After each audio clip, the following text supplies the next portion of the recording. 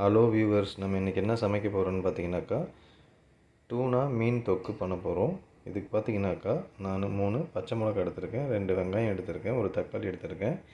அப்புறம் டூனா ஃபிஷ் வந்து டின்னில் வர்றத எடுத்திருக்கேன் நான், போன்லெஸ்ஸு. இப்போ அடுத்து என்ன பண்ணுறதுன்ட்டு பார்ப்போம்.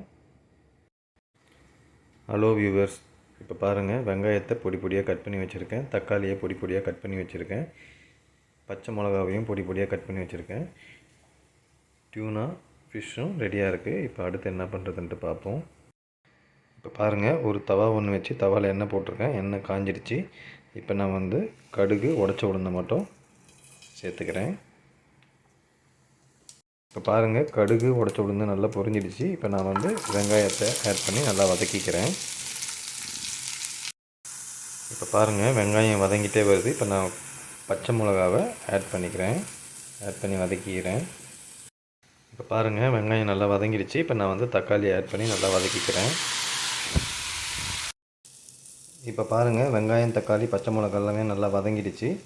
இப்போ நான் வந்து மசாலாவை ஆட் பண்ணிக்க போகிறேன். இப்போ பாருங்கள், உப்பு, மஞ்சத்தூள், குழம்பு மிளகாத்தூள் இது 3 ஆட் பண்ணி நல்லா கலந்து விட்டுக்கிறேன். பாருங்கள், மசாலாலாம் போட்டு நல்லா கலந்து விட்டுட்டேன். இப்போ நான் லைட்டாக தண்ணி ஆட் பண்ணிக்கிறேன். இப்போ பாருங்கள், லைட்டாக தண்ணி ஆட் பண்ணி நல்லா கலந்து விட்டுட்டேன். இப்போ இது லைட்டாக கொதி வந்த அப்புறமா நம்ம டூனா ஃபிஷ்ஷை ஆட் பண்ணுவோம். இப்போ பாருங்கள், நல்லா கொதி வந்துடுச்சு. இப்போ நான் வந்து டூனா ஃபிஷ்ஷை இதில் ஆட் பண்ணிக்கிறேன்.